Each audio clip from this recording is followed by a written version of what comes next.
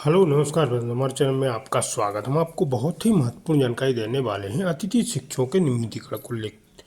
बहुत ही महत्वपूर्ण खबर आ रही है। जो अतिथि शिक्षकों को निकालने का आदेश जारी किया गया है, वो हो सकता है अधिकारियों द्वारा खेल किया गया हो सकता है सरकार की तरफ से कोई आदेश जारी ना किया हो।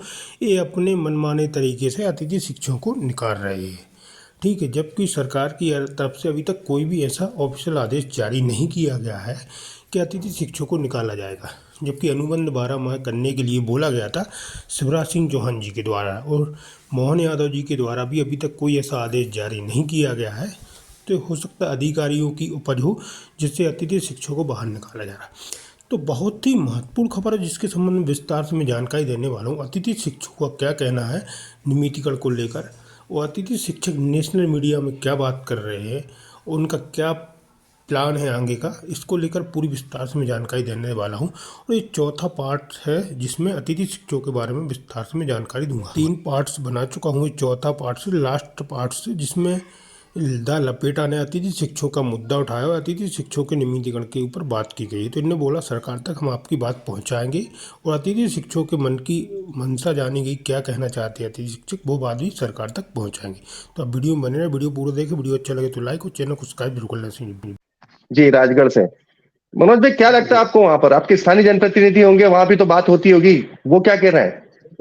बिल्कुल सर, जनप्रतिनिधियों से हम बारंबार निवेदन करते आए हैं, और इस उपलक्ष्य में पूर्व मुख्यमंत्री शिवराज सिंह चौहान जी ने हमारी महापंचायत भी रखी थी, और उन्होंने कई घोषणाएं भी की। उन्हीं में से सिर्फ एक घोषणा लागू हुई है, वो है मानदेय वृद्धि। लेकिन सर वो भी जी। मानदेय आज की तारीख में हमें 3 महीने से नहीं मिला है। आर्थिक रूप से अतिथि शिक्षक परेशान है।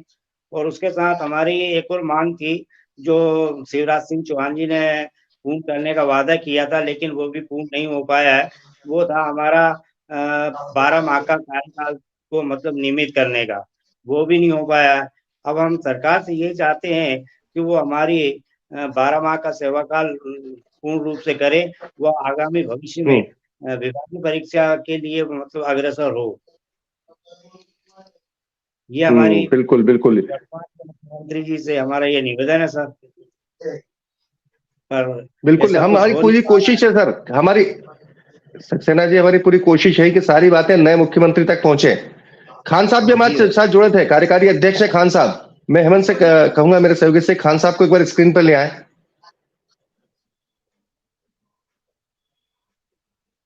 जी, बीएम खान साहब, मेरी आवाज आ रही है आपको? अगर आ रही है तो कैमरा ऑन कर लीजिए प्लीज। चलिए, खान साहब जब तक जुड़ते हैं, जब तक पवार साहब मुझे एक बात बताइए। हमने ये बात जब पहली बार की थी तभी ये कहा था कि सरकार चली गई थी, कमलनाथ सरकार, क्योंकि ज्योतिरादित्य सिंधिया ने सड़क पर उतरने की बात जो कही थी वो अतिथि शिक्षकों के लिए कही थी। जब महापंचायत के बाद मैंने देखा था ज्योतिरादित्य सिंधिया ने अतिथि शिक्षकों को लेकर ट्वीट भी किया था कि देखिए सरकार ने आखिरकार बात मान ली है। हमने पूरी जो कोशिश करी वहां तक बात पहुंचने की। चलिए, चुनाव का वक्त था, अलग बात है। अब किस तरीके से हमारे प्लेटफॉर्म के जरिए तो हम पूरी कोशिश करेंगे ही कि ये सारी बातें हमने सबूत दिखाई है कि सरकार तक पहुंचे, कि आप ही की घोषणा है, आप ही का वादा है, आपने ही तमाम लोगों को बकायदा बुलाकर महापंचायत करके अतिथि शिक्षकों को भरोसा दिलाया है, जो बातें कही थी। जी कुशवाहा जी, आप कुछ कहना चाह रहे हैं? कुशवाहा जी।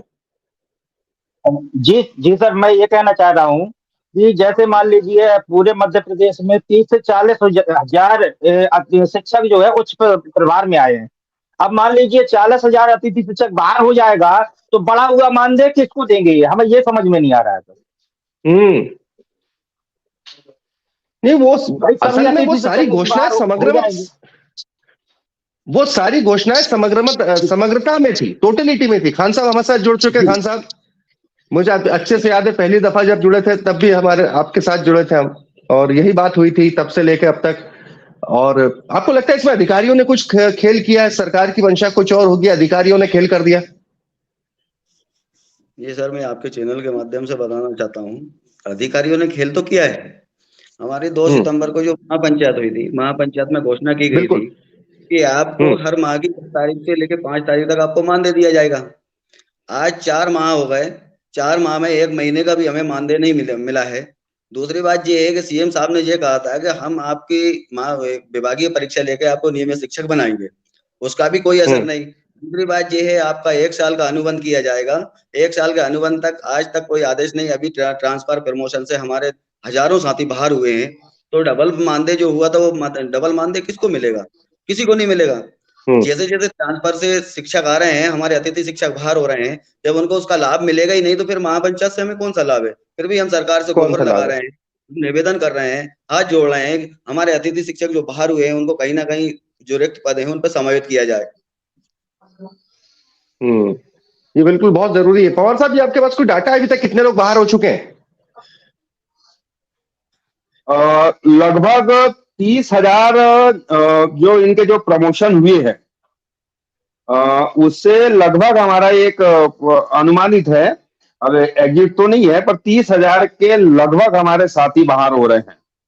और आपने आपके चैनल पर आदरणीय सिंधिया जी का जो जिक्र किया, तो मैं आपके चैनल के माध्यम से आदरणीय सिंधिया जी से निवेदन करना चाहूंगा कि आप अतिथि शिक्षकों की मांगों को लेकर सड़क पर उतर रहे थे और उसी के चलते कमलनाथ सरकार गिर गई और आप बीजेपी में शामिल हो गए, केंद्रीय मंत्री बन गए।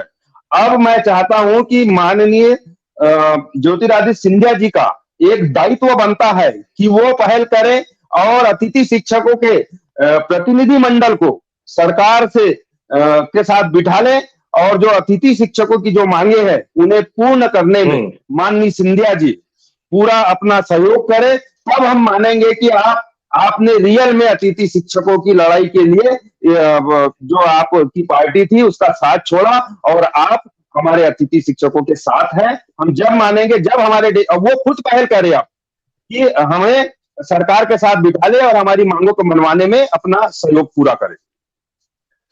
अभी हाल फिलहाल में आपको कोई रूपरेखा है भोपाल जाकर ये सब बातें बताने की, नए मुख्यमंत्री तक अपनी बात पहुंचाने की, नए शिक्षा मंत्री तक अपनी बात पहुंचाने की? बिल्कुल बिल्कुल आदरणीय सेंगर साहब, आपकी डिबेट जैसे ही खत्म होती है हम सारे साथी भोपाल के लिए रवाना हो रहे हैं। कल हमने आदरणीय उप मुख्यमंत्री जगदीश देवड़ा जी से भी समय लिया हुआ है और अन्य मंत्रीगण से भी मिलेंगे और कोशिश करेंगे कि हम माननीय मुख्यमंत्री जी से मिलकर हमारी मांगों से उन्हें अवगत कराएंगे। उम्मीद की जानी चाहिए। आप हमारे साथ जुड़े, आपको भोपाल सभी को निकलना भी है। बहुत बहुत धन्यवाद हमारे साथ जुड़ने के लिए। हम कोशिश करेंगे, आदरणीय मोहन यादव जी, सरकार से ये गुजारिश है कि जिस तरीके से बाकायदा घोषणा होती है, चुनाव के पहले महापंचायत होती है, हमने अपनी इस क्लिप में सब कुछ दिखाया है। इस क्लिप को जितना आप शेयर करेंगे वो बात तमाम लोगों तक पहुंचेगी, सब प्रमाण है इसमें। और इसके बावजूद भी अगर वो उसके आदेश नहीं निकलते हैं, जिसके परिणाम स्वरूप जो अतिथि शिक्षक जो 10 साल 12 साल जिन्होंने सेवा दी है, अपनी जिंदगी के लिए हमारे एजुकेशन सिस्टम को संभालने के लिए, इसकी शुरुआत हमने वहीं से की थी जिसमें कि पूर्व मुख्यमंत्री उस महापंचायत में अतिथि शिक्षकों के योगदान को एहसान मान रहे हैं कि आखिर किस तरीके से अतिथि शिक्षकों ने मध्य प्रदेश की उस वक्त शिक्षा व्यवस्था को संभाला और ऐसी ऐसी जगहों पर जाकर काम किया जहां पर टीचर पढ़ाने नहीं जाते थे। ये खुद मुख्यमंत्री शिवराज सिंह उस वक्त के मुख्यमंत्री अपनी महापंचायत में कह रहे हैं। तो ऐसे में सरकारें अगर इस तरीके से पलटे, ठीक नहीं लगता। अधिकारी, हो सकता है कि अधिकारी कर रहे हो, तो मैं स्वयं अपील करूंगा मुख्यमंत्री मोहन यादव जी से कि ऐसे अधिकारियों को पहले तो चिन्हित करें, उनसे बुला के पूछें, शिक्षा मंत्री उनसे बुलाकर पूछें कि अगर जब सरकार ने उस वक्त के मुख्यमंत्री की घोषणा थी तो आदेश अब तक निकले क्यों नहीं, क्यों इतने लोगों के भविष्य के साथ खिलवाड़ किया जा रहा है। उम्मीद की जानी चाहिए कि नई सरकार संवेदनशीलता के साथ इसे सुने। और आप भोपाल जाएंगे तो वहां से भी हम कोशिश करेंगे, जहां जहां भी आप मिलेंगे, जो जो भी भरोसा होगा। लेकिन इतना आपको वादा देते हैं कि हम पिछले के पहले भी जो भी मसला था उसको अपने प्लेटफॉर्म पर उठाते आए हैं, आगे भी लगातार अगर इस बात को हम उठाते रहेंगे, क्योंकि गलत तो गलत होता है, जरा कोई भी करे, कोई सी भी सरकार हो, उसका फर्क नहीं पड़ता। बहुत बहुत शुक्रिया पवार साहब, कुशवाहा जी, खान साहब, दीपमाला जी, सोनी जी, कुशवाहा जी, आप हमारे साथ सभी लोग, आप सभी का, सक्सेना जी, हम सभी का बहुत बहुत धन्यवाद, आप हमारे साथ में जुड़े। बड़ी विडंबना है ना, आप सोचिए, आप जब इसे देखते हैं तो आपको कैसा लगता है? आप सरकार बतौर मुख्यमंत्री, महापंचायत में इतनी सारी घोषणाएं और उसके बाद कुछ नहीं हो रहा है।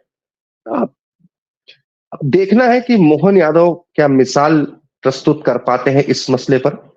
इस मसले पर वो बता सकते हैं कि सरकारें केवल चुनावी वादे और लॉलीपॉप के लिए नहीं होती, बल्कि ठोस कदम के लिए होती हैं। और ठोस कदम उठाइए, इस उलझा के मत रखिए इतनी जिंदगियों को। अगर आपको रखना है अतिथि शिक्षकों को, जिनके योगदान को आपको मानना है तो मानिए, और मानना है तो तत्काल मानिए। सवाल इस बात का है। बहरहाल अतिथि शिक्षक हो या फिर चाहे शिक्षक भर्ती का मसला हो, तमाम मसले हो,